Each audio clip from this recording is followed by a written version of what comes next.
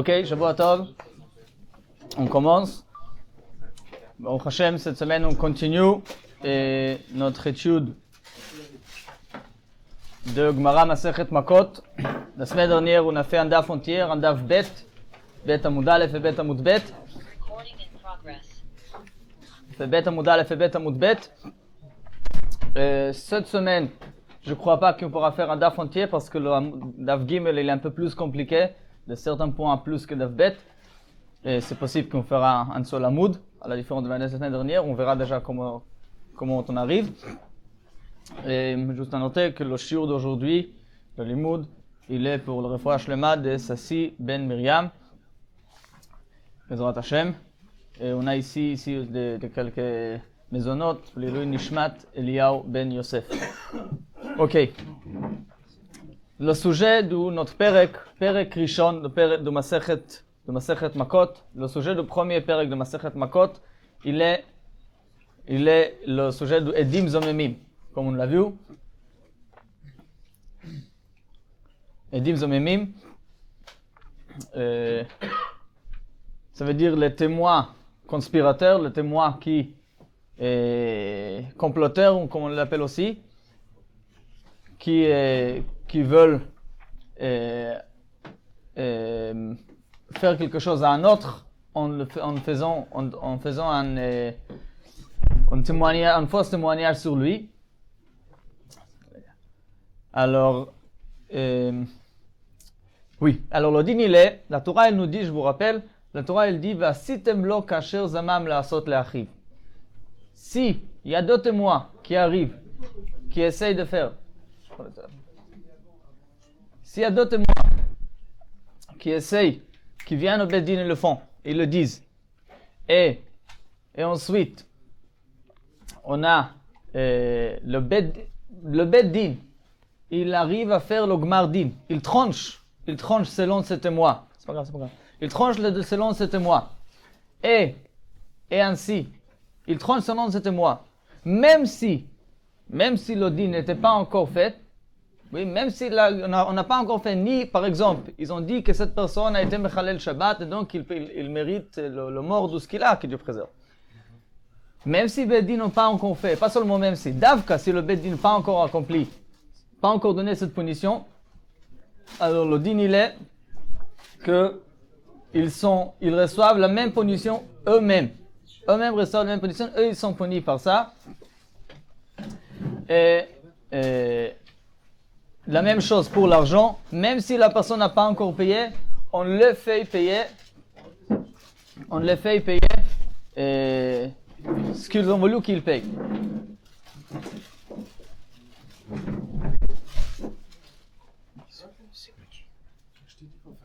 Voilà. Non, bon, alors,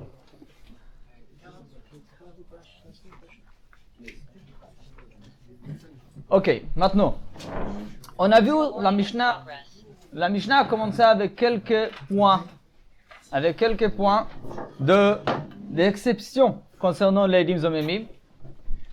Par exemple, le cas de Edim Zomemim dans lequel on ne peut pas accomplir le kasher zamam, etc., différents points pareils. Et ensuite, on a vu un braïta, à Daf Bet Amud Bet, qui donne encore quelques points d'exception, à nouveau concernant les Edim Zomemim. Parmi ces choses-là, c'est le fait que Rabbi Akiva il dit En meshalmim al pi atzmam. C'était dans Daf Bet Amud Bet, vous pouvez le voir, et dans la braïta qui a commencé dans la deuxième ligne large, Tanur Abanan. Alors dans la quatrième ligne large de Daf Bet Amud Bet, Rabbi Akiva amru af en meshalmim al pi atzmam. Rabbi Akiva il dit que si les Edim Zomemim ils avouent eux-mêmes qu'ils étaient Edim Zomemim, ils avouent eux-mêmes qu'ils étaient des Edim Zomemim, et ils ne payent pas. Sans témoin. Oh, ça, il faut comprendre de quel cas il s'agit, évidemment. Mais ça, c'est le mot de Rabbi Akiva. Edim Zomemim, qui avouent eux-mêmes qu'ils étaient Edim Zomemim, ne payent pas. Maintenant,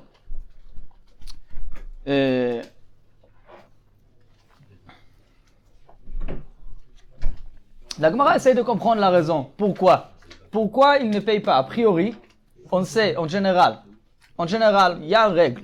Hoda'at baldin kemea edim dami. S'il y a une personne, la personne même qui avoue qu'elle doit de l'argent, alors c'est comme 100 témoins qui vont dire qu'il doit de l'argent, et encore plus, on dit que c'est plus fort que 100 témoins. S'il y a 100 témoins qui vont dire, tu ne dois pas, on sait que tu as remboursé, et lui il dit non, je n'ai pas remboursé, ou il va dire des choses qui nous fait comprendre qu'il n'a pas remboursé, il ne paye pas, et il est obligé de payer, on n'écoute pas les témoins, on écoute le fait qu'il lui il a avoué. Ok? Hoda'at baldin kemea edim dami. Et ici, Rabbi Akiva nous dit, edim zememim, même s'ils vont faire Hoda'at baldin, ne payent pas. Pourquoi? Alors c'est là où on s'est arrêté, on est à Davbet, en bas, la troisième ligne de la fin de la page, Mishum Rabbi Akiva Amrou. La Gemara pose la question, Maïtama de Rabbi Akiva. Quelle est la raison pour cette halakha de Rabbi Akiva que concernant edim zememim, on ne dit pas Hoda'at baldin kemea edim dami? Vous avez compris, juste je veux que ce soit clair. On comprend de quoi on parle, oui? Encore une fois. En général, je répète une deuxième fois. En général, celui qui avoue au Beddin, je dois 100 euros à quelqu'un, il est obligé de le payer, et même s'il y aura 1000 témoins qui vont dire que c'est pas vrai, lui, il y a rien de plus fort que le fait même que la personne ne me l'avoue. Ça, c'est en général. Rabbi Akiva nous dit, et edim zememim qui vont m'avouer eux-mêmes, il faut comprendre dans quel cas il s'agit. Mais edim zememim qui vont avouer qu'ils étaient edim zememim mais ils doivent payer, ne payent pas. Ok? Ça, c'est le mot de Rabbi Akiva. Pourquoi? Justement, ça pose la question de la Gemara. Maïtama de Rabbi Akiva. Alors, en vérité, il faudra expliquer pas seulement la raison, mais aussi le cas. Parce qu'on verra ensuite, au fur et à mesure de la Gemara. C'est Sanhedrin. Il y a un deuxième massacre juste après. Ah, c'est après? Oui. Pardon. Merci. Et il faudra expliquer aussi de quel cas il s'agit. Parce que c'est pas valable dans tous les cas. Mais, avant tout, il faut comprendre dans la raison. Alors, Maïtama de Rabbi Akiva, dit la Gemara. Kassavar. Rabbi Akiva, il tient. La vie de Rabbi Akiva, il est Knasahu. Le Knas en meshalem al pi atzmo. La Gemara, elle nous dit, il faut savoir, il y a une règle. Cette règle qu'on vient de dire, Hoda'at baldin kemea edim dami, qu'il n'y a rien de plus fort que le fait que quand quelqu'un il avoue, il est obligé de payer. Oui. Cette règle-là, elle n'est pas évidente. Il y a de grandes exceptions. Ça dépend de quelle sorte de paiement il s'agit. Il y a deux sortes générales de paiement. Il y a un paiement qui s'appelle Mammon, Chiyuv Mammon. Il y a un paiement qui s'appelle Chiyuv Knas. Knas, c'est une amende, une punition. Quand quelqu'un il paye un Chiyuv, qu'il est obligé de payer, par exemple, quelqu'un il dit qu'un autre, Rouven, il m'a prêté l'argent. Oui, dans ce cas-là, c'est sûr que je lui chayav parce que c'est Mammon. C'est pas une punition le fait que je lui paye. C'est pas une amende. Il faut que je rentre. C'est un remboursement simplement. Ça, c'est Chiyuv Mammon. Si quelqu'un il a endommagé quelqu'un d'autre, oui, si quelqu'un il a endommagé quelqu'un d'autre, à nouveau, c'est pas un Chiyuv Knas, c'est un Chiyuv Mammon. Il faut rembourser ce qu'il t'a pris. Mais après, il y a des paiements qui sont considérés comme Knas. Par exemple, un voleur qui vole, le dîner il doit payer double. Il a volé 100 euros, il doit payer 200. Alors le premier 100 euros, c'est un remboursement. Mais le deuxième, c'est un knas, c'est un chiyuv, c'est une punition qu'on lui a donnée. Ainsi, il y a différents cas, par exemple, des short, non, chomesh c'est gzela, il a fait shvoa, c'est un peu différent. On parle maintenant du knas, du kefel. C'est un exemple. Non, quelle est la différence? Le din il est, bemamon hoda'at baldin kemea edim dami, beknas modeh biknas patur. Celui qui avoue qu'il doit payer un amende, il n'est pas chayav, il est patur. Ok? Modeh biknas patur. C'est un klal. Pourquoi? Il y a des différentes raisons, mais ça c'est un klal qu'il faut toujours souvenir. Si un ganav il dit je volais, alors il va payer 100 euros, pas 200. Sauf si après il y a deux témoins qui vont venir. S'il y a deux témoins qui arrivent, on va dire avant, après c'est une deuxième question, il y a des différents détails. Mais s'il y a deux témoins qui disent qu'il a volé, alors c'est eux qui le obligent. Mais en se basant sur ces paroles, on ne peut pas mechayev quelqu'un knas. Dit la Gemara. C'est déjà puni en avant. Alors par exemple, il y a différentes explications à ça. Il y a différentes explications pourquoi. Parce qu'une fois qu'il a avoué, alors il n'y a plus besoin de lui punir. Mais c'est pas tellement évident. Même si c'est après. Ça veut dire quoi après? On l'a condamné à Knas. Après il dit non. S'il y avait témoin déjà, si le témoin était comment on l'a condamné? Parce qu'il y avait témoin. S'il y avait des témoins, bien sûr que le chayav, il ne peut pas être patour maintenant. S'il n'y a pas de témoin, celui qui vient et dire je veux faire tchouva, je volais. Ah, ok. Oui, il n'est pas chayav knas. Le chayav mamon, pas knas. Une Oh, manière de s'en sortir. c'est possible. Mais l'odin, il est rodé beknas Bon, il a pato. avoué, au moins. Après, s'il y a des témoins, alors il y en a un ami, là, on quelqu'un l'écoute. Ok. Maintenant, si on a Rabbi Akiva qui dit, Edim Zomemim, qui disent, on est des Edim Zomemim, sont pas tout. Ça veut dire quoi?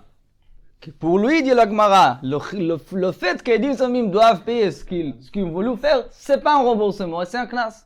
Et la Gemara, et en vérité, la Gemara va dire tout de suite que c'est tout à fait logique. Parce qu'en vérité, il n'y avait pas encore. Ils n'ont rien endommagé. Dit la Gemara tout de suite, Amar Rabba, Teda. Teda, ça veut dire, sache que c'est pareil. En vérité, c'est évident. C'est très logique de le dire. She'arei lo asu ma'aseh ve'ne'eragin u'meshalmim. Edim zomemim n'ont rien fait. N'ont rien fait. Et pourtant, ils ont chayav. She'arei lo asu ma'aseh u'meshalmim.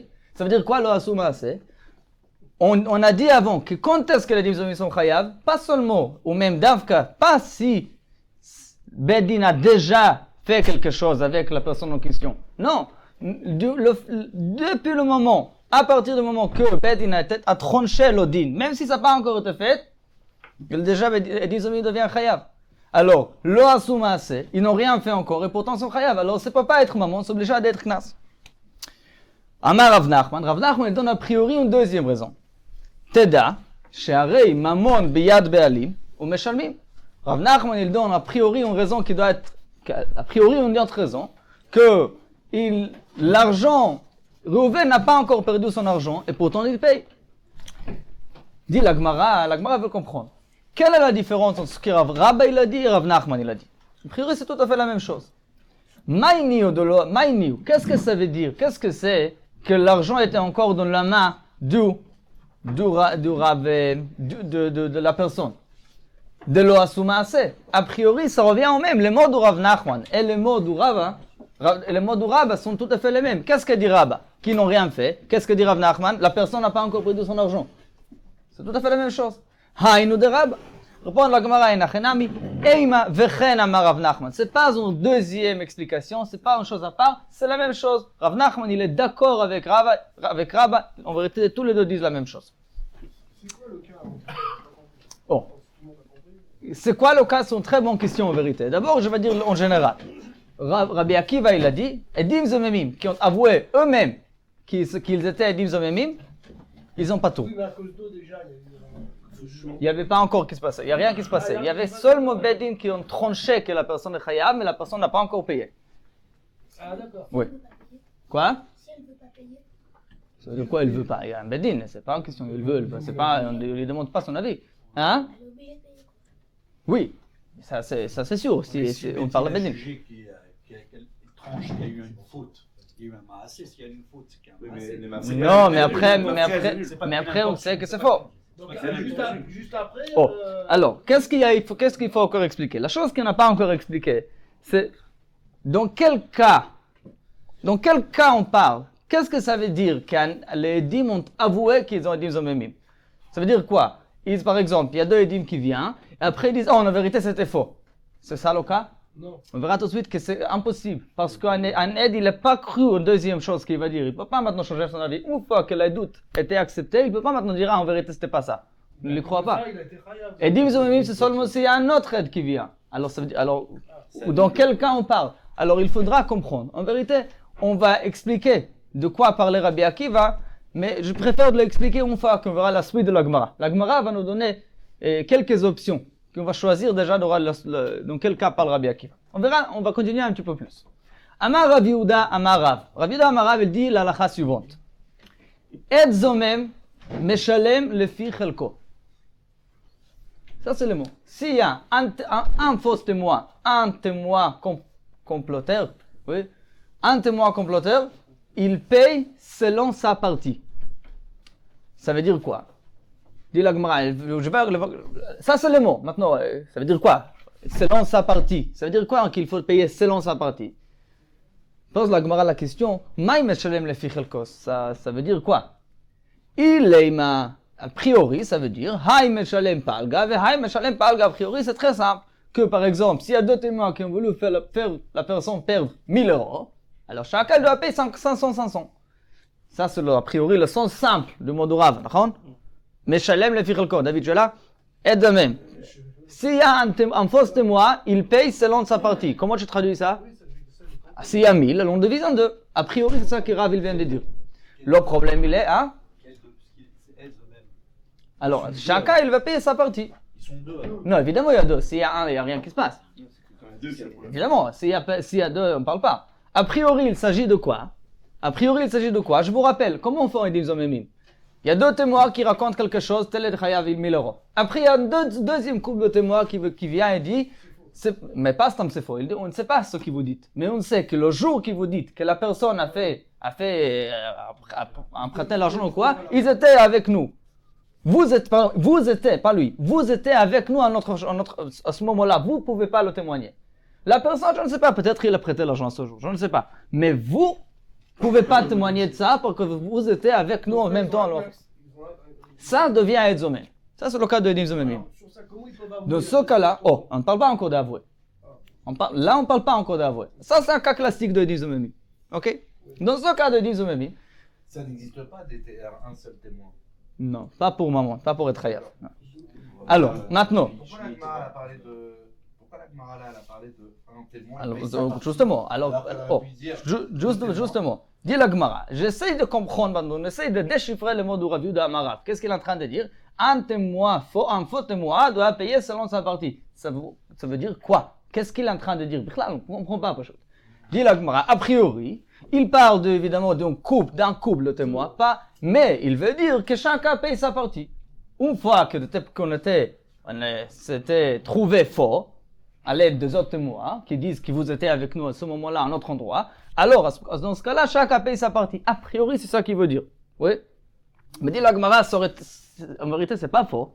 C'est vrai, mais c'est trop vrai. Pourquoi? Tanina, c'est une chose qui est écrite dans le Mishnah clair, on n'a pas besoin de Rav pour nous dire. C'est un Mishnah Meforeshet, un peu plus tard, à Daf Hei, qui dit Meshalshin b'mamon ve'en meshalshin b'malkot. La Mishnah, elle dit, s'il y a, on va dire, ça va être plus simple de parler du groupe de 3 témoins. Alors, dit la Mishnah, si tous les 3 témoins voulaient faire perdre cette personne 3000 euros, chacun paye 1000 euros. C'est le Mishnah qui dit déjà. Par contre, s'ils ont voulu faire que la personne reçoit 39 malkot, les malkot, oui, alors chacun reçoit 39, on ne peut pas le diviser, comme la Gemara a expliqué plus tard. Parce que ça ne se divise pas. Mais au moins, l'idée qui Rav, a priori, vient de dire que chacun paye sa partie, ça c'est pas un chidouche de Rav, c'est écrit Mishnah Meforeshet, il n'y a pas besoin de Rav pour nous dire ça. Alors, ça aurait été très bien, mais ça ne peut pas être l'objet du mot de Rav. Ok? Alors la Gemara, elle va continuer à chercher qu'est-ce qu'alors il a dit Rav, de quoi il parle. Continue la Gemara.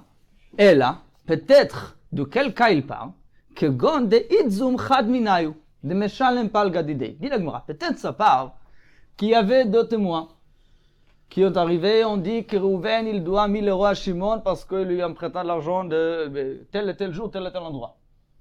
Après vient un autre couple de témoins et disent, toi, on ne connaît pas les deux, mais toi, témoin numéro 1, toi tu étais avec nous ce jour-là, à notre endroit. Il n'y a qu'un des 2 témoins. Oh, alors, il y a 2 témoins contre un de 2. Alors, dit la Gemara, peut-être, Idzum Chad Menay, un seul est devenu Zomem, un seul témoin est devenu, était trouvé faux, oui. Alors, dans ce cas-là, peut-être, au moins qu'il paye ses 500. Ils ont voulu faire perdre 100 000, on ne peut pas le faire payer 1000, mais que chacun paye ce qu'il doit payer. Le seul qui a menti. Ce n'est pas Zanem. Quoi? C'est pas cher Zanem, du coup, si on fait ça.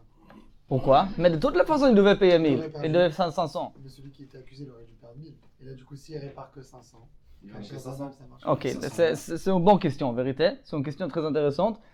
Et qui mistam, ça touche le sujet de Daf Hei qui dit que chacun peut payer 500 et c'est considéré quand même du Kasher Zamam pour tous les deux. C'est une bonne question. Bichlal, la Gemara va essayer d'expliquer plus tard. Mais déjà, la Gemara elle va nous dire que cela c'est Bichlal impossible. Ça aurait été une idée qu'il faudra peut-être expliquer, répondre à cette question, mais le problème est beaucoup plus grand, dit la Gemara. Le problème il est au mim et shalem, mais dans ce cas-là, est-ce que Bichlal il peut payer? Ve'atanya, on a un braïta clair qui dit En edzomem meshalem mamon ad sheizom ushnehem. C'est impossible de rentrer dans le din de mamon de Edim Zomemim. On ne peut pas payer Edim Zomemim si on n'a pas preuve que tous les deux sont Edim Zomemim. Et je ne connais pas l'explication de cette halakha, mais cette halakha elle va très loin. Que demain, s'il y a un groupe de 10 témoins, Et après, on a des autres témoins qui disent que 8, 9 parmi eux ne pouvaient pas être là. Ils étaient avec nous à notre endroit. Personne ne paye. Personne ne paye. Non, personne ne paye. Parce qu'il faut que tous les 10 deviennent Edim Zomemim. Tant que tous les 10 ne sont pas Edim Zomemim, personne ne paye. Ou deux. Donc s'il n'y en a qu'un seul, Quoi? Non, les doutes, si c'est une seule doute, Si c'est pas le groupe et qu'il y en a deux qui sont pas Zomemim. un multiple de 2. vous voulez parler de quoi? Là, qu'est-ce qu'on a dit? On a dit que les 9 ils sont Zomemim. Non. 9, par exemple, je vous donne un autre cas. S'il y a un groupe de 10, dites-moi qui vient ensemble de faire un seul témoignage, Ouais. alors personne devient témoin et des mêmes, même si on a des preuves contre tous les 9 qui n'étaient pas là. Tant qu'on n'a pas le preuve que tous les 10 n'étaient pas là, Pas deux. Sur les 8 là maintenant. Les Oui. 8 on s'en fiche maintenant, il y en a 2, c'est bon. mais c'est bon pour quoi? Pour faire quoi? Pour dire C'est qu'ils un peuvent- témoignage ils des étaient là, personnes. ils peuvent C'est prouver comme quoi il y a eu un problème. C'est-à-dire, Les 10 qui étaient on ne là cherche pour pas, encore accuser. une fois, on ne cherche pas à accuser la personne. Maintenant, on parle, est-ce qu'on peut les punir? Mais c'est ça l'histoire. On dit, est-ce qu'on peut les punir à eux Les 10 ils sont liés quoi qu'il arrive. s'ils sont ensemble, s'ils viennent ensemble? Ah, s'ils Oui, sont- après ça dépend. Est-ce qu'on les considère comme un groupe ou deux? C'est déjà en question, on va traiter ça plus tard. C'est un peu plus tard. Mais si on va le considérer comme un groupe, c'est impossible de le rendre zomemim si pas tous sont zomemim. Ok? Ça, c'est la chose qu'il faut comprendre. Alors, dit la Gemara, 1 sur 2, évidemment, c'est rien. un Hein? multiple de 2 alors, non? C'est pas ça l'idée. C'est pas ça l'idée. L'idée, elle est que le groupe entier doit devenir zomemim. Pourquoi c'est comme ça? Et doute doit être un seul doute, il faut comprendre ça, mais c'est plus tard dans la Gemara. Alors, dit la Gemara, à nouveau, ça aurait été une bonne idée d'expliquer pareil le mot de Rav, oui, que et zomem, meshalem le fichelko, il s'agit ici de 2 témoins, dont un seul devenu et zomem. Mais ça marche pas non plus, parce que dans ce cas-là, il paie rien. C'est pas qu'il paie la moitié, il paie rien du tout. Alors, à nouveau, il faut continuer à rechercher qu'est-ce que dit Rav. Dit la Gemara, Amar Rav. Il faut dire alors, de quoi parle Rav, de notre chose. Beomer, et doute sheker he'adati. Il faut dire que ça revient au cas de Rav et Rabbi Akiva. Il faut dire que le cas dont on parle, c'est qu'il y a 2 témoins qui disent, mais après, un des 2, il regrette, il dit en vérité, c'est faux ce que je dis. Dit la Gemara, peut-être dans ce cas-là, il va être chayav à payer, même s'il n'y a que lui. Mitzad Odat Baldin ou mitzad notre ligne ici, peut-être cette Xerat HaKatuv qu'il faut le rendre tous, Zomemim ne va pas s'appliquer. La Gemara, elle propose, peut-être c'est ça que Rav il dit. Vous voyez? Alors on a essayé, encore une fois, je vous rappelle, les différents essais. Le premier essai, c'est de 2 Edim qui sont devenus Zomemim. Complètement avec des témoins qui disent qu'ils n'étaient pas là. Oui, ça c'est la première chose. 2 Edim qui sont devenus Zomemim par deux témoins. Et que chacun paye sa partie. On a dit c'est vrai, mais c'est trop vrai. Ça veut dire c'est écrit dans la Mishnah. C'est pas ça que Rav il dit. Deuxième option, un de 2 devenu Zomem à l'aide des autres témoins. À nouveau, c'est pas le cas parce que dans ce cas-là, il n'est pas tout complètement. Une troisième option, dit la Gemara, ok, c'est pas un Zomemim Mamash, il s'agit ici de Edim, il s'agit ici de un de 2 qui avoue de lui-même, il dit, j'étais Zomem. Ok? Dit la Gemara, et peut-être que dans ce cas-là, c'est possible que dans ce cas-là, il n'est pas tout. Il est chayav sa partie. Dit la Gemara à nouveau, Kol Keminei, c'est une expression dans la Gemara. La traduction littérale de ce mot, Kol Keminei, c'est comme si, c'est-à-dire, tout vient de lui. Ça, c'est la traduction. Kol Keminei, c'est la traduction. Mais la Gemara, elle dit, quoi, tout vient de lui, ça dépend de lui. La Kol Keminei, c'est comme chaque fois que la Gemara dit, mais la personne, elle n'a pas cru de le faire, elle n'a pas la force de le faire. Il a le droit de le faire. Kol Keminei, la Gemara va nous dire tout de suite, l'odin il est kivan shehigid, shuv ino chazer ou magid. Il y a un Xerat HaKatuv. Comme il y a 2 témoins qui viennent à Bedin, une fois qu'ils ont fini leur discours, on ne les écoute plus. Il ne faut pas modifier, il ne faut pas rajouter. Il y avait aussi une condition, on ne les écoute plus. Il y avait ça, il y avait ci. Surtout ne pas dire, c'était faux. Une fois que Bedin a accepté un témoignage, kivan shehigid, une fois ils ont parlé devant Bedin, ils ont témoigné devant Bedin, c'est trop tard. On peut être 3 heures sur. Impossible. C'est un policier. Hein. Impossible. C'est normal, À derrière, là-bas, mais c'est différent. Ici, c'est des témoins. Là-bas, je parle du Necham, de la personne accusée. C'est un peu différent. Des témoins qui viennent dire un témoignage. Peut-être aujourd'hui, ça s'applique aussi. Mais à là, c'est Xerat HaKatuv Mamash. Hein? Quand toi tu déclares quelque chose, c'est fini. Oh. Alors ici, on va déjà revenir un petit peu à comprendre le cas de Rabbi Akiva. Mais déjà, il faut comprendre, et là, ça revient un petit peu au cas de Rabbi Akiva.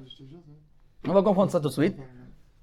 Que, en vérité, il est impossible de dire que ni Rabbi Akiva, qui a dit qu'un Edzomem qui avoue, il est patour, ni Rav, d'après l'explication du Rava, qui dit Omer Sheker Edut She'adeti, qu'il paye sa partie, ni l'un ni l'autre ne peuvent pas parler de ce cas qu'il n'y avait pas d'autres témoins. Que eux-mêmes, ils disent, ah, vous savez quoi, c'était faux. Ou un de deux, il va dire que c'est faux. Parce que dans ce cas-là, on les écoute bichlal pas. Ils ne deviennent pas eux-mêmes en se basant à leurs paroles. On ne peut pas dire ça à un autre Bedjin. Oh, con.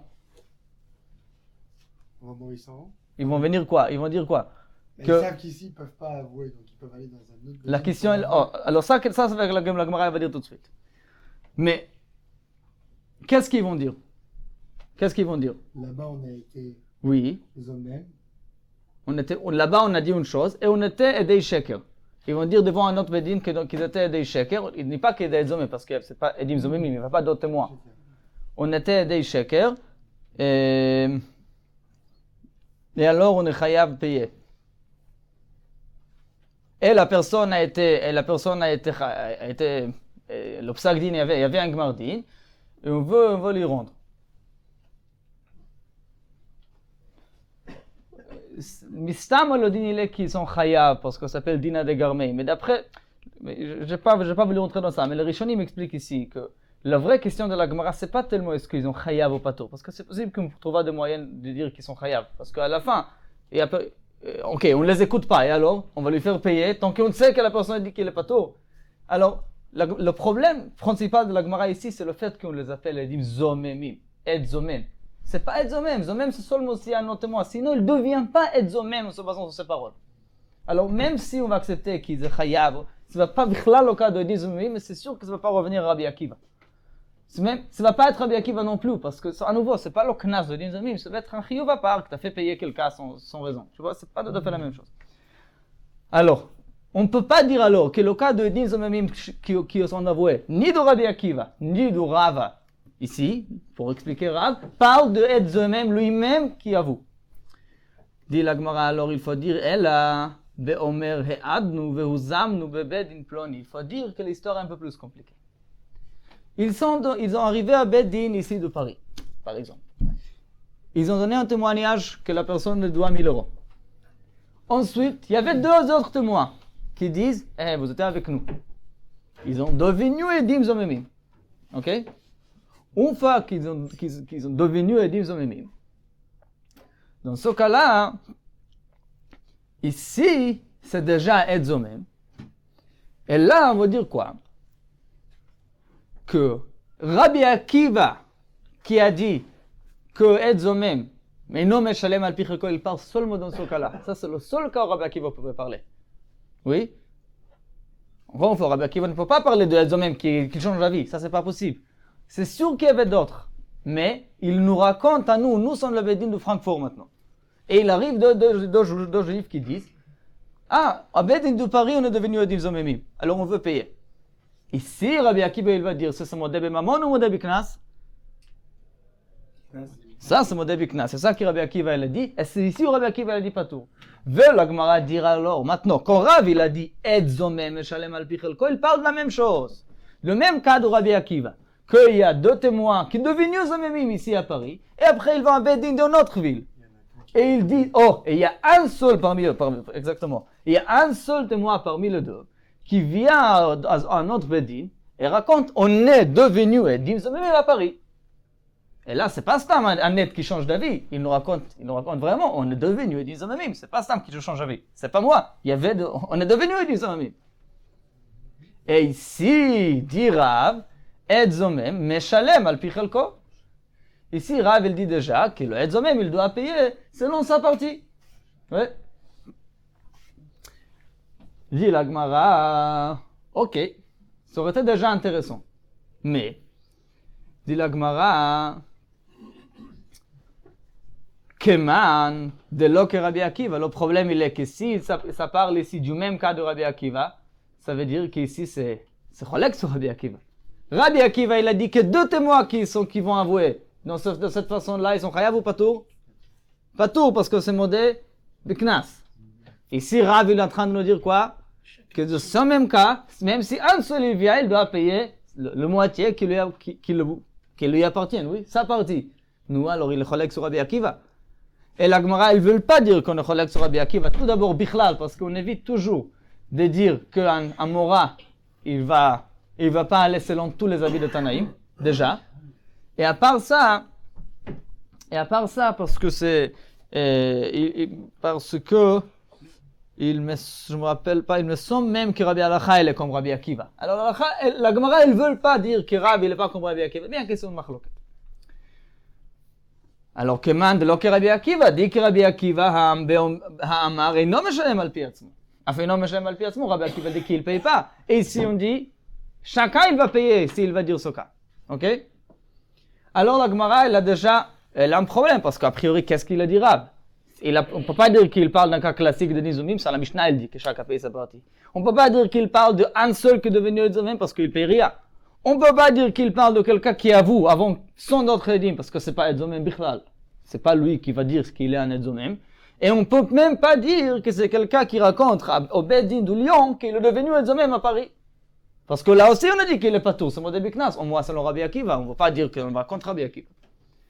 Dit la Gemara en 5e option. Ça, c'est la seule manière à comprendre le mot du Rav. Elle a seulement beomer he'adnu vehuzamnu bebedin ploni vechuyavnu mamon. Il dit 3 choses. Il y a une autre étape supplémentaire qui est très importante.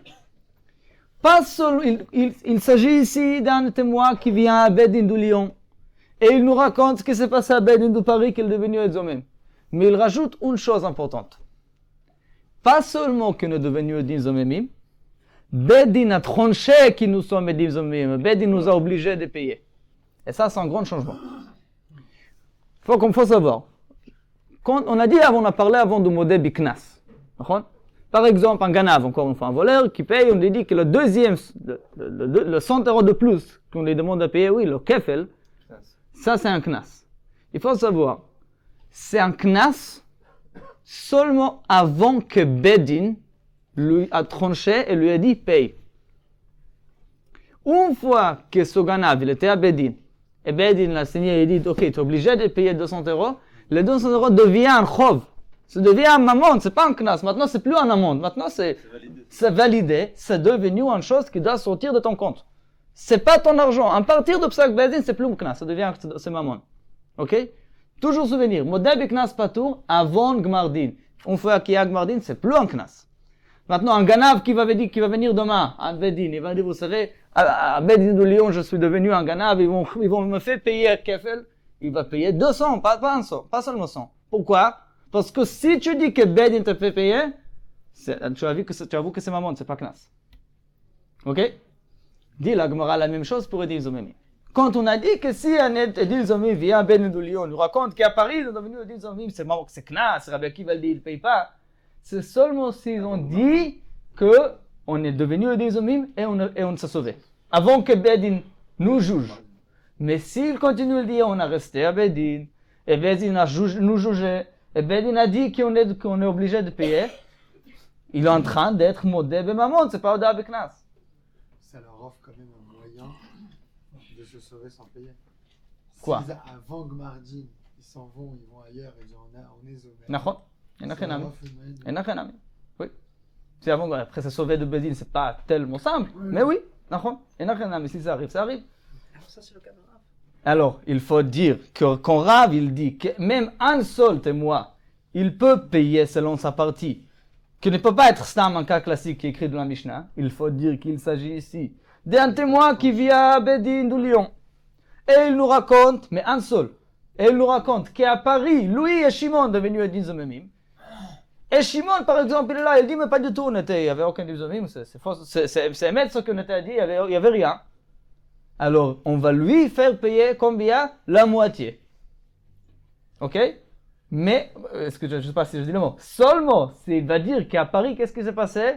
Pas seulement ils sont devenus des Zomemim, c'était tranché qu'ils doivent payer. Ils étaient obligés de payer une fois que Bedin a validé leur chiyuv mitzad Edim Zomemim. Dans ce cas-là, ils sont chayav à payer, quoi qu'il arrive, même be'odat baldin. C'est clair? Oui ou non? Alors, je fais un petit résumé. On a parlé Rabbi Akiva dans la Braïta, Antana. Rabbi Akiva dans la Braïta a dit, les Zomim ne payent pas en se basant sur leurs propres paroles. S'ils avouent, ça ne change rien. De quoi ils parlent? Alors, ils ne parlent pas des 10 Zomim qui changent d'avis. Ça, c'est rien du tout. Ça ne devient pas être Zomim.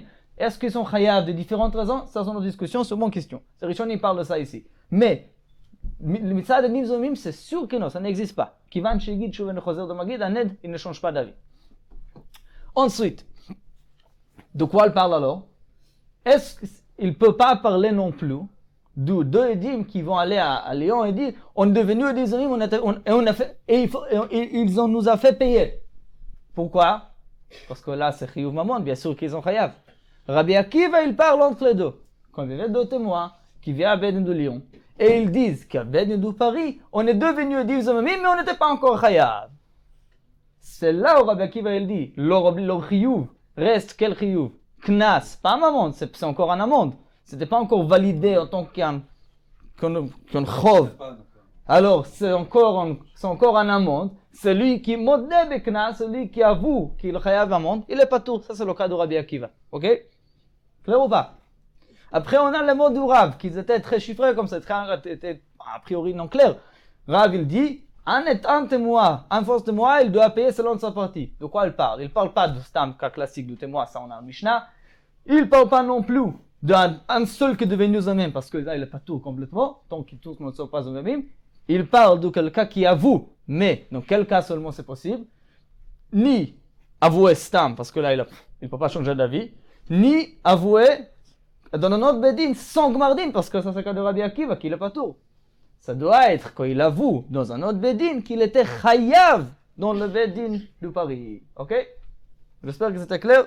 Ça c'était les deux cas de la Gemara. Une fois qu'ils sont pas tout, même si les deux ils avouent, une fois qu'il est chayav, même si un seul avoue, il paye sa partie.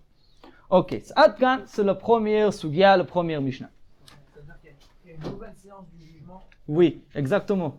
Il y avait la séance de jugement sur la personne accusée, et alors il dit, ok, il n'y a pas de problème. Une fois qu'eux ils sont amis, mais il n'est pas tout, tu peux rentrer chez toi. Après, vous, venez-vous. Maintenant, on vous accuse, parce que vous êtes des divs. S'ils n'ont pas encore procédé à ça, il y en a rien. Il y en a très très bien, exactement ça. Le premier tribunal ne pouvait pas les condamner. Ils pouvaient, mais ils s'en sauvaient. Ah. Bien sûr qu'ils pouvaient, ils devaient en plus. Ah ouais, Mais ils ils se devaient sauvaient. être condamnés, hein. Bien sûr. Ok. Prochain cas de la Mishnah. La Mishnah elle continue avec des exceptions concernant les divs zomimi. Maintenant, je dois dire, cette Mishnah elle est un peu compliquée. Si vous regardez, vous pouvez voir que le Rashi, le début de la Gemara, il est très très long. La Tosfot ici est longue, le Rishonim ici tous. C'est un peu compliqué. On va pas, et je vais essayer de le simplifier au maximum. Et on va faire les athlètes. Comme je vous dis, aujourd'hui on ne pourra pas absolument, c'est impossible de faire un DAF parce que dans une heure c'est très très dur. Mais j'espère que cette suga on pourra sortir avec une certaine clarité, au moins les grandes lignes, en général, sans rentrer dans tous les finesses que le Rishonim parle. Mishnah. Meidi Manu. Il y a deux témoins qui disent Meidi Manu et Ish Ploni. Voilà, cette personne qui est là, Giresh et Ishto, Velo Natan la Ktubata. Adkan. Ça c'est le cas. Ils disent, voilà, ce Reuven qui est marié à telle Sarah, et il a divorcé tel et tel jour devant nous, il a divorcé devant nous tel et tel jour, et on sait qu'il n'a pas donné la Ktuba. Ah? La Ktuba. Maintenant, c'est quoi la Ktuba? On sait quoi? Et lui, il dit, il n'y avait aucun divorce, il n'y a rien. Maintenant, si c'est la fin de l'histoire, qui est cru? La personne ou le témoin? Les témoins. Si quelqu'un il dit, ma femme était chétiche, il y a des témoins qui disent qu'il est divorcé, on les écoute. On ne les écoute pas. Ça c'est la classe en général. Elle peut se marier selon ces deux témoins en général, et aussi, pas seulement qu'il peut se marier, surtout, il doit le payer. Et ça, qu'est-ce qu'il doit payer? La Ktuba. Je vous rappelle, aujourd'hui... Il a un papier comme Oh, quoi... une seconde. Alors, quand aujourd'hui on est habitué à appeler la Ktuba, on est habitué à appeler l'acte. Ce papier, c'est ça qu'on appelle Ktuba aujourd'hui. Mais évidemment, c'est pas l'acte. À l'époque, il y avait même des cas dans lesquels il ne fallait pas écrire. C'était en condition évidente entre les deux, c'était même pas écrit. La Ktuba, ça veut dire une certaine obligation un certain accord qu'il y a entre le mari et la femme quand ils se marient. Qui évidemment, ça revient à une certaine somme. Qu'est-ce que ça inclut? Alors la première chose minimale que la Ktuba inclut, c'est une certaine somme, soit de 100 zouz. 100 zouz, si la femme elle était déjà mariée une fois. Ou 200 zouz pour une femme qui c'est sa premier mariage, pour une Betula, qu'il dit, si je te divorce, oui, ou si je meurs avant toi, tu le reçois. Ça, c'est la première chose. On lui permet de vivre. C'est surtout comme non, c'est comme assurance qu'il va pas le divorcer comme il veut. Ça, c'est la première chose. C'est surtout un gage pour le dire qu'il soit peur de. Ça, c'est la raison. Chez l'otier, kala beinav l'otia. Comme ça, je vais quelquefois. Ça, c'est en général. Maintenant, à part ça, dans la Gemara, le mot Ktuba inclut une deuxième chose. Dans la Ktuba aussi, c'est écrit. La deuxième chose qui inclut dans le mot Ktuba, c'est pas ça qu'on parle maintenant. La femme, quand elle se marie, on parle à l'époque de la Gemara. Aujourd'hui, des choses un petit peu plus flexibles et différentes qu'à l'époque. Elle ramène ce qu'on appelle Nedunia. Elle a des biens qu'elle ramène avec elle. Ça peut être des champs, ça peut être des maisons, je ne sais pas quoi, ça peut être des serviteurs comme à l'époque, des biens qu'elle amène avec elle. Dans ces biens-là, il y a deux sortes. Il y a ceux qui s'appellent Nirsei Melog, ceux qui s'appellent Nirsei Tzon Barzel. Ça, c'est les noms. Il ne faut pas sombrer tellement avec le nom. Le Nikuda, quand on dit Nedunia, on parle de ceux qui s'appellent aussi Nirsei Tzon Barzel. Ça veut dire quoi? C'est de biens à elle, qui une fois qu'elle se marie, alors il y a deux choses. La première chose, le mari il peut profiter d'eux. Il profite de tous les pérotes, de tous les fruits, ce qui inclut plusieurs choses. Les bénéfices qui sortent de ça, il peut déjà profiter. Achilat perot. La deuxième chose, si elle meurt avant, c'est lui qui va les hériter. Ok? Ça veut dire que c'est quelque chose que, en vérité, ça peut devenir à lui. C'est Nirtzei Tzon Barzel. De l'autre côté. Même s'il y a des enfants, ça appartient aux enfants. Nirtzei Tzon Barzel, ça passe à lui. C'est Nedunia qu'il remachnissa le Be'ala, c'est ça qui est écrit dans la Ktuba. De l'autre côté, si c'est lui qui le divorce ou c'est lui qui meurt en premier, alors à part le fait qu'il doit payer les 200 zouz, on va dire, oui, aussi ces biens-là revient chez elle, et pas seulement que ça revient chez elle, on parle de celui qui meurt en premier. Après, d'abord, c'est lui qui meurt. Là, elle est encore vivante. Après, s'il va mourir, c'est une deuxième question. Alors, ça, ils rendent ces biens-là, mais pas seulement qu'ils le rendent, si leur prix a descendu, a changé, ils doivent le payer tel qu'ils sont. Ok? Si par exemple leur prix a augmenté, ils le rendent tel qu'ils sont, ça a descendu, il doit le rembourser ce qu'il a perdu. Qu'est-ce qu'il doit rembourser? Par exemple, les biens qui, quand il, au moment, par exemple, je vais dire, au moment du mariage, ces biens, c'était 1000 euros. Ouais. Maintenant, au moment du divorce, les biens sont descendus à 800 euros. Il doit les rendre, il doit rajouter les 200. C'est pour ça qu'il s'appelle Tzon Barzel. Elle a une garantie. Ok? D'un côté, ça peut devenir à lui, ou bien ça revient vers elle. Ça, c'est en général la règle qui s'appelle Nirtzei Tzon Barzel Nedunia. Tout ça, c'est inclus dans la Ktuba. Encore une fois, je vous rappelle encore une fois, Ktuba, c'est quoi?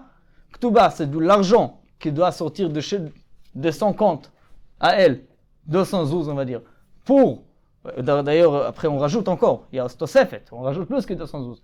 Si lui, il le divorce, ou s'il y a un girushin, ou si il meurt en premier, qu'on donne à elle. Et une deuxième chose qui est inclue dans la Ktuba, et sinon, évidemment, ça reste à lui. Une deuxième chose qui est inclue dans la Ktuba, c'est le Nirsei Tzon Barzel. C'est ces biens-là qui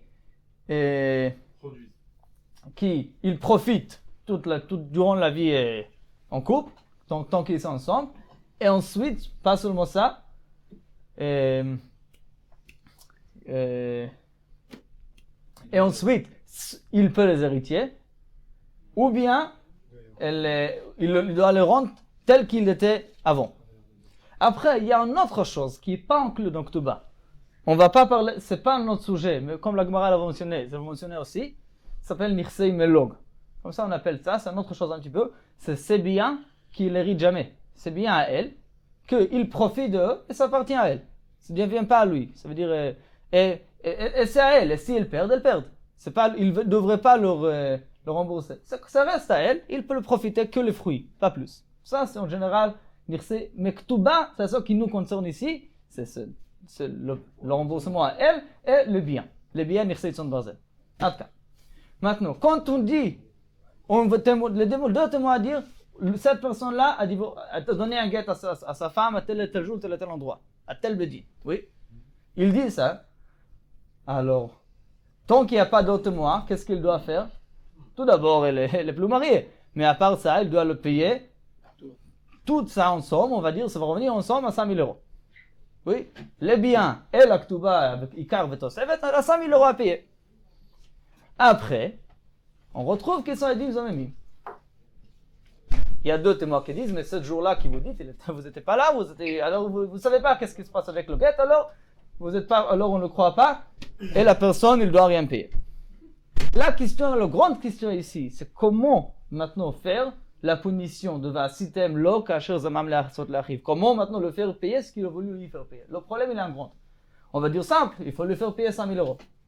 Mais c'est pas vrai. Continue la Mishnah. Ve'alo ben hayom ben lemachar sofo litan laktubata. Est-ce qu'on est sûr que la Girouchim va pas arriver un peu plus tard? Est-ce qu'on est sûr qu'il va pas mourir en premier? On n'est pas sûr. C'est très possible qu'il va, de toutes les façons, il va finir par payer cette somme. C'est pas un argent qui lui appartient à 100%, c'est pas un argent qui était rassuré à lui, et à cause d'eux, il aurait le perdu. De toutes les façons, il l'aurait perdu. La question elle est si aujourd'hui ou dans quelques ans. Ça veut dire que cet argent, de toutes les façons, ils sont un peu suspendus. Bon, alors, c'est pas seulement une question de... Ça veut dire, si on va le faire payer 5 000, c'est trop. C'est pas le somme qu'il aurait perdu à cause d'eux, c'est pas 5 000 euros, parce que 5 000 euros, de toutes les façons, il aurait pu. C'est la différence, alors, entre les payer maintenant, ou le payer plus tard. Alors, c'est une chose beaucoup plus compliquée à estimer. Vous voyez? Parce que cet argent-là, de toutes les façons, il aurait le perdu. Alors, dit la Mishnah, justement. Comment il faut faire payer? Combien? Dit la Mishnah, Omdin, il faut estimer, il faut évaluer. Kama Adam rotze liten bektubata shel zu. Il faut savoir qu'en vérité, chaque chose, a priori, cet argent, ça a l'air l'argent théorique. La différence entre payer maintenant ou payer plus tard, c'est pas théorique. Chaque chose, elle a une valeur concrète. Parce que on peut vendre ce droit-là de Ktuba. On peut le vendre. C'est comme, par exemple, on peut vendre un billet de loto. Oui. D'accord? La femme, s'il veut, elle peut aller vendre à quelqu'un qui veut acheter ma Ktuba, de sorte que si mon mari il meurt en premier, ou si mon mari il me donne un guet, qu'il le reçoit. Elle peut le faire. On va parler de ça tout de suite, dans quelques minutes. Alors, maintenant, combien il faut payer sur cette Ktuba? Évidemment pas 5 000 euros. Bien sûr moins cher. Ça ne peut pas être 5 000 euros. Combien? C'est un peu compliqué, d'accord? Alors, dit la Gemara, justement, c'est quoi la valeur de cette Ktuba? Ktuba, c'est tout ce qui est inclus dans la Ktuba, c'est 5 000 euros. Quelle est son valeur si on veut les vendre maintenant? Aujourd'hui, il ne faut pas parler de demain. La question est la valeur d'aujourd'hui par rapport à ce qui peut se passer demain. Oui. Qu'est-ce que... Elle peut être plus forte que celle de demain. Non, pas possible. Demain, ça veut dire... Ah, tu parles de quoi? Ok, je comprends. On va parler de ça tout de suite. On va parler de ça tout de suite. La question est plus complexe. On va parler de ça tout de suite. Une seconde. Justement. Dit la Gemara. She'im nit'almena ou nitgarsha. Si elle va devenir veuve, ça veut dire si c'est lui qui va mourir en premier, ou elle va devenir grosha, il va donner un guet, alors qui va recevoir? C'est elle qui reçoit l'argent. Ve'imeta par contre, si c'est elle qui meurt en premier, c'est le contraire, Irachayna Bala, c'est lui qui va hériter. Alors, par rapport à ces deux côtés, ces deux options qu'il y a sur ce billet de loto, il faut estimer combien il est. Le billet de loto de 5 milliards, combien il coûte? Et pourquoi? Parce qu'il y a une chance de... Alors, il faut voir combien ça se vend dans le marché en Ktuba à Paris. C'est 5 000 euros, à combien on le vend? Et c'est ça la somme que les 10 hommes voulaient lui faire perdre. Vous voyez? A priori, il voulait lui faire perdre 5 000 euros. Non, c'est pas 5 000. C'est cette différence entre, c'est la valeur de ces 5 000 euros aujourd'hui. Ok? La valeur dans laquelle on peut vendre les 5 000 euros aujourd'hui. Atkan, c'est le mot de la Mishnah. A priori, tout clair. Mais le problème, il est que c'est pas du tout clair. Dis la Gemara. Keitzad Shamin. La Gemara, elle pose une question de 2 mots. Pour expliquer cette question, vous avez un Rashi très très long ici, un Tosfot long, et plusieurs Rishonim qui essayent de comprendre la question, qui expliquent plutôt la question. La question, elle est très très grande. Keitzad Shamin, ça veut dire comment on estime. C'est quoi le problème? Comme moi j'ai expliqué la Mishnah, j'ai parlé d'une femme qui va vendre sa ktuba, celui qui veut recevoir ma ktuba pour la chance que c'est moi que mon mari va mourir en premier. Oui. Et on va dire, viens, on continue un petit peu avec ça. On va continuer un petit peu avec ça. La femme, elle dit, je vends ma ktuba pour cette chance-là. À combien elle va se vendre? On va dire 40%, 30%, combien? Je ne sais pas. On dit 40%. Je ne pense pas que ça va être plus. Hein. C'est à 40% de ces 5 000. Alors, est-ce que c'est logique? Dites-moi vous, est-ce que c'est logique de dire que ces 2 témoins seront chayav les 40%? Écoutez bien, il y a 2 témoins qui disent cette personne est le chayav, la ktuba à sa femme, qu'il n'a jamais fait. Lui dit non, je ne suis pas tout. Oui. Après on le retrouve et dit mzomemim. Et on dit, vous devrez payer le prix de cette ktuba aujourd'hui, le prix actuel de cette ktuba. Nous, comment estimer? On va demander à combien combien aurait la femme vendu cette ktuba. Est-ce que c'est logique? Oui, c'est un classe. Non, parce que dedans, il y a aussi la partie de... La différence, là, le problème il est très grand. Ici, on a parlé de somme qu'elle aurait fait de cette ktuba. Mais est-ce que c'est la somme que lui, il aurait perdu? C'est tout à fait le contraire, peut-être. On parle ici, lui. Dans quel cas ils auraient lui fait perdre? Dans le cas où il a donné la guette, où il meurt en premier? Le maximum, quoi. Encore une fois, je pose une question. Quand on dit que c'est eux, ils ont voulu lui faire perdre quelque chose. Combien ils ont voulu qu'il perde? Pardon. C'est difficile un peu d'exprimer. Donc ils ont voulu qu'il perde. C'est sur la possibilité qu'il va finir par payer, ou sur la possibilité qu'il va finir par jamais payer, parce que c'est elle qui mourir en premier. Sans droit dans la ktuba. Sans droit dans la ktuba. C'est dans le cas où lui il meurt en premier, ou il donne un guette, ou si c'est elle qui meurt en premier. On sait quand. Non, c'est pas ça. Non. C'est quand lui, c'est quand elle meurt. C'est quand elle meurt en premier. Parce qu'il n'a pas payé des évaluations. Parce que on parle ici, qu'est-ce qu'il faut estimer? Il faut estimer on veut estimer son perdre, son perdre. Le perdre, il est mitzad, peut-être il devrait pichlal pas payer. Alors, maintenant, est-ce qu'on peut estimer cette perte-là en se basant sur ce que la femme aurait pu gagner de cette ktuba? On veut dire ce qu'elle aurait pu gagner, c'est 1500 euros. La ktuba, elle vaut 5000. Alors, il y a une différence, c'est ça? Non. Okay. Apparemment, il faut que j'explique un petit peu plus. Je vais rajouter encore plus. Il fallait expliquer plus, je vais rajouter encore quelques mots. Quand on dit que cette ktuba, avec ses 2 côtés, peut se vendre. En vérité, elle peut se vendre par les 2. Par la femme, comme par le mari. La femme, elle peut perdre son droit, elle peut vendre son droit, et le mari, il peut vendre son droit. Le droit de la femme, il est, quand quelqu'un il investit dans la ktuba de la femme, il espère que quoi? Que le mari ou la femme, il meurt en premier? C'est le mari. Il espère qu'il y a un guet, oui. Ça devient malsain, là. Bon, c'est pour ça qu'il investit l'argent. Il espère qu'il y a soit un guet ou soit lui qui meurt en premier. Par contre, c'est lui qui a investi l'argent, qui vend de chez mari, c'est pour quelle option? C'est pour bien le contraire. Il espère qu'elle meurt en premier. Déjà la différence. Maintenant, a priori, ça revient plus ou moins à la même. C'est quoi la différence? Il y a une grande différence. Il faut comprendre que le droit du mari, le droit du mari vaut plus que le droit de la femme. Et pourquoi? Très simple, oui, comme tu viens de dire. Quand le mari, il vend son droit, l'acheteur, il reçoit quoi? L'acheteur reçoit des champs, il reçoit des biens frais devant lui, depuis lesquels il peut déjà profiter des fruits. Et aussi, dans le cas que s'il meurt, il doit rien faire, il sait déjà dans ses mains. Viager. C'est déjà ici. C'est des trucs de viager, je crois. Par contre, c'est lui qui avait acheté le droit de la femme pour le fait que peut-être c'est le mari qui va mourir en premier. Alors ici, même si le mari va mourir en premier, déjà, entre-temps, il a rien dans ses mains. Il a rien dans ses mains. C'est le mari qui mange encore, oui, le fruit. Et en deuxième chose, même si ça se passe, il doit procéder à Beddin. Il doit aller faire sortir le champ de main du mari. Alors c'est pour ça que la femme, elle vend ce droit. Elle va le vendre à 40%. On va dire que le mari, il vend ce droit, ça va être 45%, 50%, je ne sais pas, parce que les fruits, je ne sais pas combien ça va rajouter. Bien, on va dire 50%. Je ne sais pas si c'est exact, mais on va dire comme ça.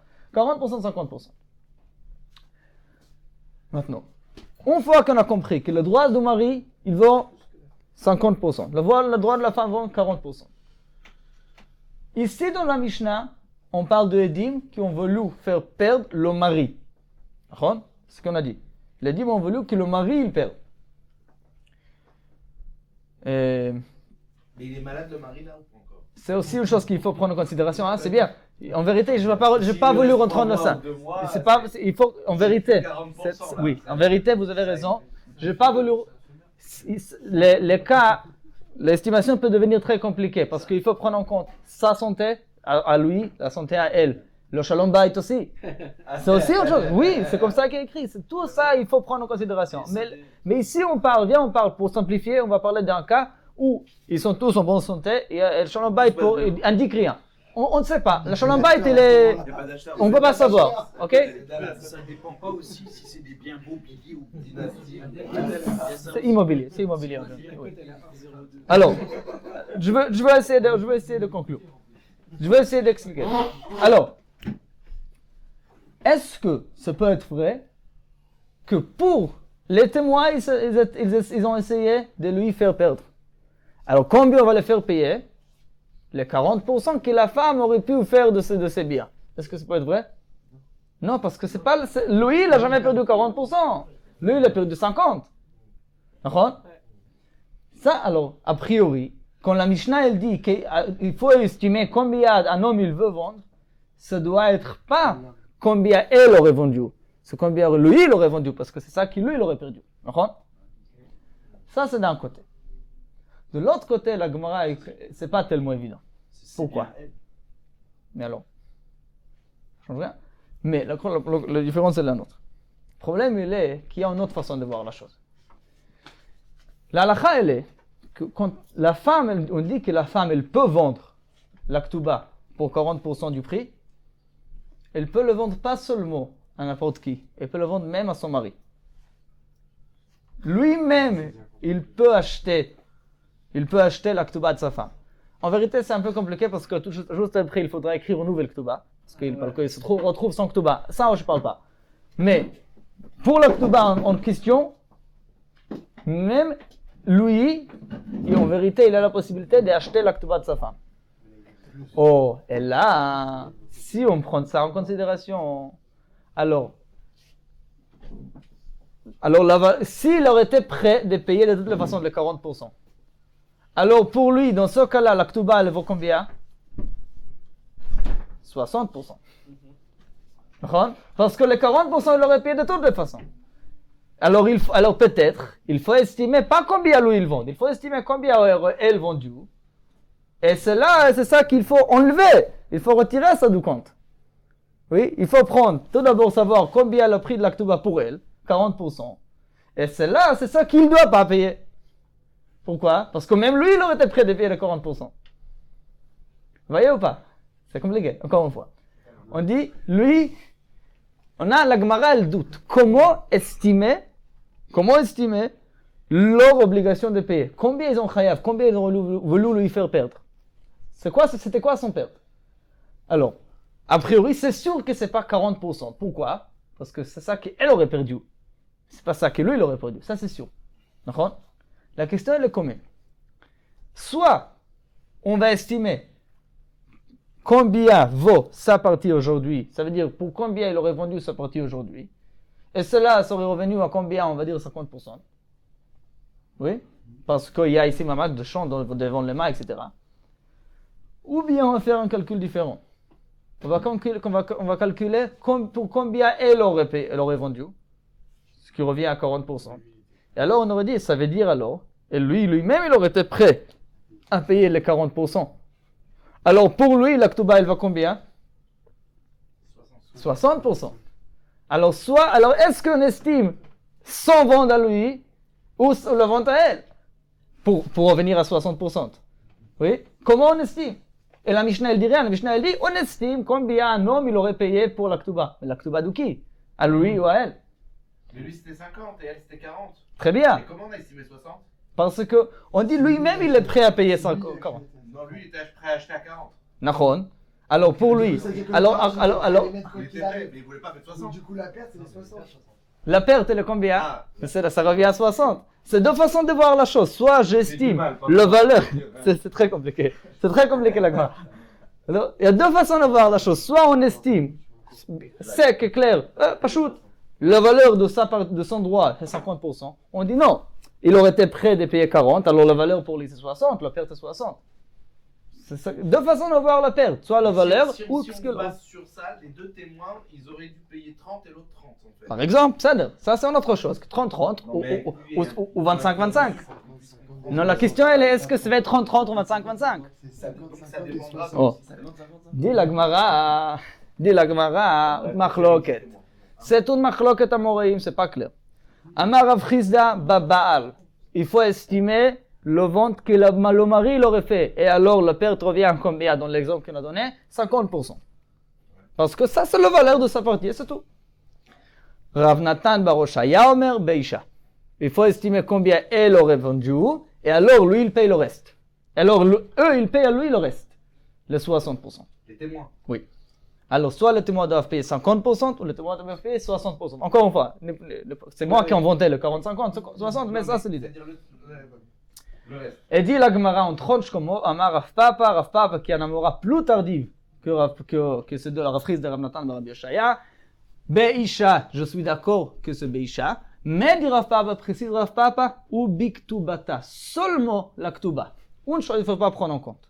Nirsei Melog, on ne compte pas. On a dit, n'oubliez pas que dans la Ktuba, il y a inclus quoi? Les 212 plus qu'il faut entre pour le Girushin, et aussi les biens de Nirsei Tzon Barzel, les biens qu'il peut hériter, qu'il mange entre temps, etc. Mais le Nirsei Melug, qui revient à elle, qui appartient à elle, qu'il a seulement les fruits, dit la Gemara, peut-être quelqu'un aurait eu une idée de dire qu'il doit rembourser même les fruits de Nirsei Melug qu'il aurait perdu. Ça la Gemara dit stop, Adkan. Beisha, mais seulement dans le cas de la Ktuba. Ce qui n'est pas dans la Ktuba, il ne faut pas payer.